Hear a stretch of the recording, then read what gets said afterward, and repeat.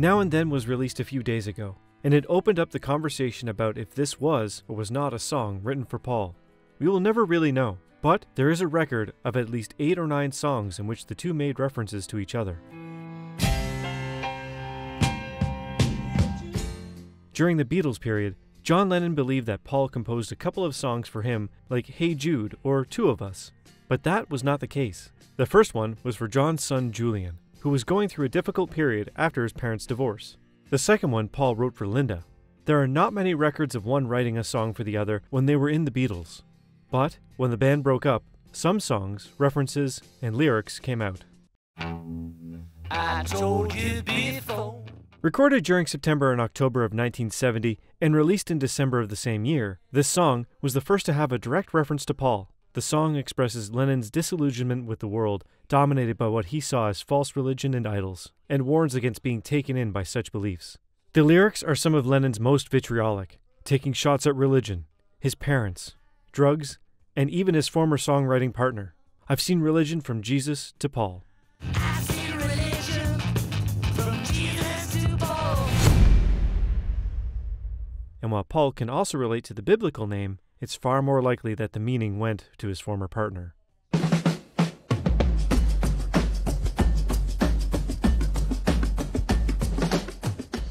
The song started a public fight between Lennon and McCartney.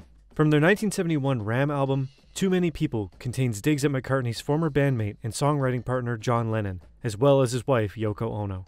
Paul had been writing songs like Man We Was Lonely that had some references to his former bandmates, but on Too Many People, the references were much more direct. Paul told Playboy in 1984, "I was looking at my second solo album, Ram, the other day, and I remember there was one tiny little reference to John in the whole thing. He'd be doing a lot of preaching, and it got up my nose a little bit. In one song I wrote, 'Too many people preaching practices,' I think is the line.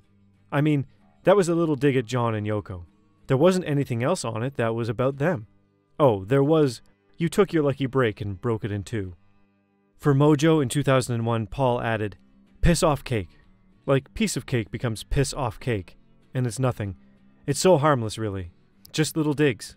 But the first line is about too many people preaching practices. I felt John and Yoko were telling everyone what to do, and I felt we didn't need to be told what to do. The whole tenor of the Beatles thing had been like, to each his own, freedom. Suddenly it was, you should do this. It was just a bit the wagging finger, and I was pissed off with it. So that one got to be a thing about them. The line, "You took your lucky break and broke it in two," was originally, "Yoko took your lucky break and broke it in two," but McCartney revised it before recording the song.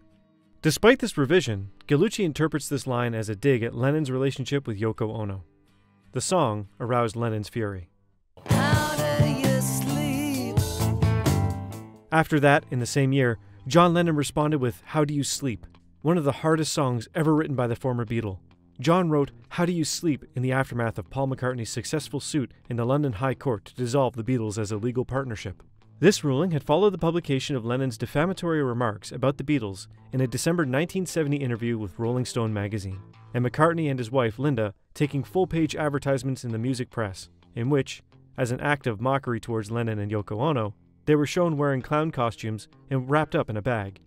Following the release of McCartney's album Ram in May 1971, Lennon felt attacked by McCartney, who later admitted that lines in the song Too Many People were intended as digs at Lennon. Lennon thought that other songs on the album, such as Three Legs, contained similar attacks, although McCartney denied it. The lyrics of How Do You Sleep refer to the Paul is dead rumor. Those freaks was right when they said you was dead. The song begins with the line, "So Sgt. Pepper took you by surprise," referring to the Beatles' landmark 1967 album. Preceding this first line are ambient sounds evocative of those heard at the beginning of the Sgt. Pepper's Lonely Hearts Club Band album.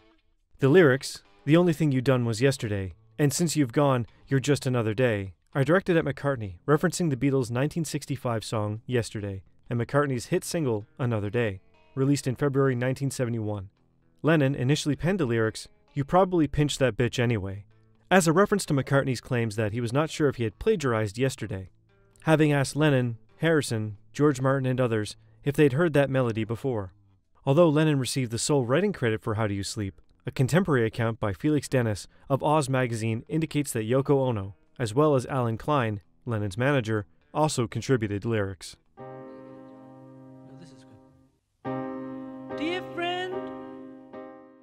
Dear Friend was an attempt at reconciliation with John Lennon. After a succession of tartness, clearly the symptom of some psychological and emotional discomfort for both after breakup of the Beatles. In Dear Friend, Paul set to music a peace gesture towards John. When it was released on Wildlife, December 1971, the reviewers focused their attention on the track, interpreting it as McCartney's response to allegations contained in How Do You Sleep. Paul confirmed, "After John had slagged me off in public, I had to think of a response. And it was either going to be slag him off in public, and some instinct stopped me, which I'm really glad about, or do something else. So I worked on my attitude and wrote Dear Friend, saying, in effect, let's lay the guns down. Let's hang up our boxing gloves." On January 2022, Paul McCartney says that he still gets emotional listening to the John Lennon-inspired Dear Friend.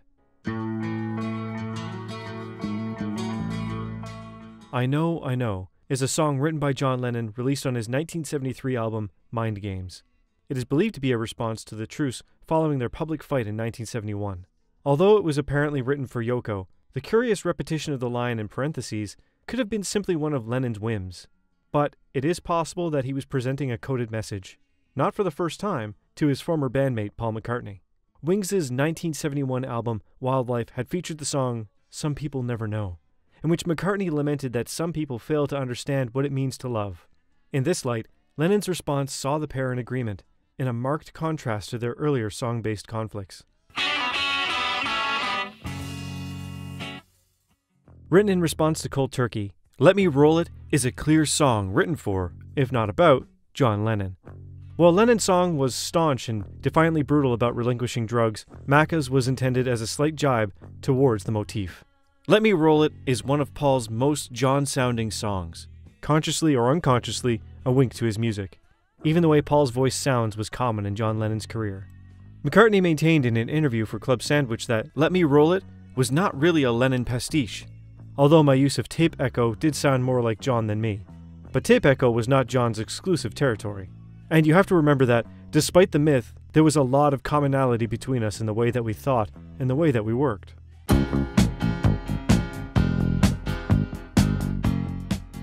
It was inevitable that the Beatles would be asked about their former bandmates in interviews all the time, and in an interview, Lennon accused McCartney of writing silly love songs. The song was written in response to music critics accusing McCartney of predominantly writing silly love songs and sentimental slush. However, Paul has since clarified that the song was actually directed to John Lennon, who accused him of writing such songs. Silly Love Songs was written as a rebuttal to music critics who had criticized McCartney for writing lightweight love songs.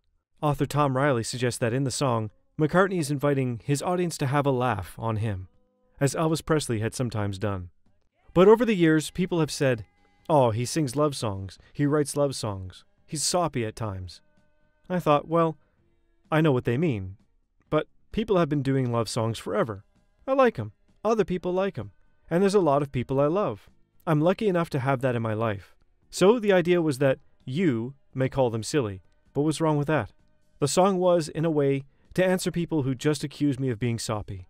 The nice payoff now is that a lot of the people I meet, who are at the age when they've just got a couple of kids and have grown up a bit, settling down, they'll say to me, "I thought you were really soppy for years, but I get it now. I see what you were doing." By the way, Silly Love Songs also had a good bass line and worked well live, Paul McCartney told Billboard.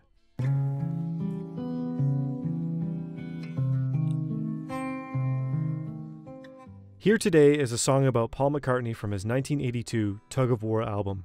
He wrote the song as a tribute to his relationship with John Lennon, who was murdered in 1980. He stated the song was composed in the form of an imaginary conversation the pair might have had.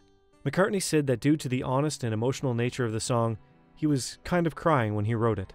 He even found it difficult to talk about with the other remaining members of the Beatles. The structure of the song itself is written like a dialogue between Lennon and McCartney. McCartney says that Lennon used to lay into McCartney, but often did not really mean it.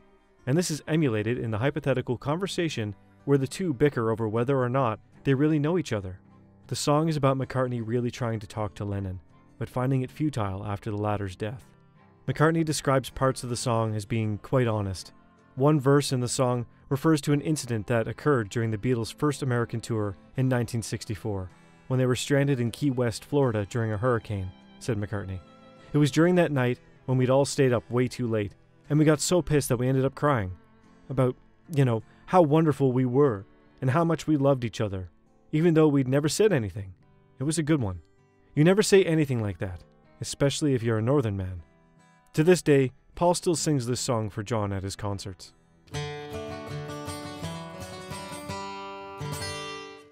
Almost 30 years later, Paul once again winked at John Lennon with the song Early Days from 2013. Paul told during the promotion of the album, "When I write songs, I don't always think I'm going to make a statement. On the day I wrote the track Early Days, I was thinking about the past, particularly me and John in Liverpool in the early days, so I just ran with that. I started to get images of us in the record shop listening to early rock and roll and looking at the posters and the joy that gave me remembering all those moments. So that song just evolved around that, and then I found that one of the things that came was you can't take it away from me. Even though you can say, hey, this is what happened in Liverpool in the late 1950s, but I'm going to say, were you there or did you just read about it? Because I was there, and I was walking down that street. So it's that kind of song. It gets a bit of a dig at people who say they know what it was all about, but they weren't there. But mainly it's just fond memories for me.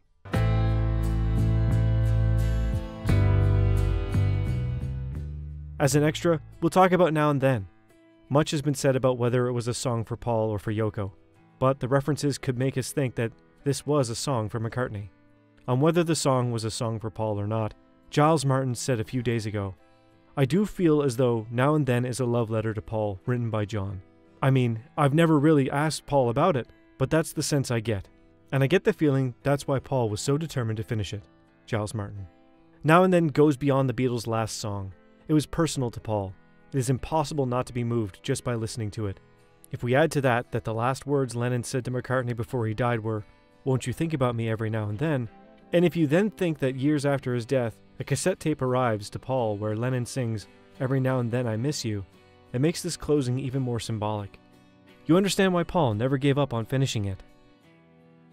Well, that's all for now. We hope you liked the video. Comment below if you think Now and Then is a song for Paul, and we would also like to know your impressions about these stories. Thanks for watching. Like and subscribe. This is Music Box.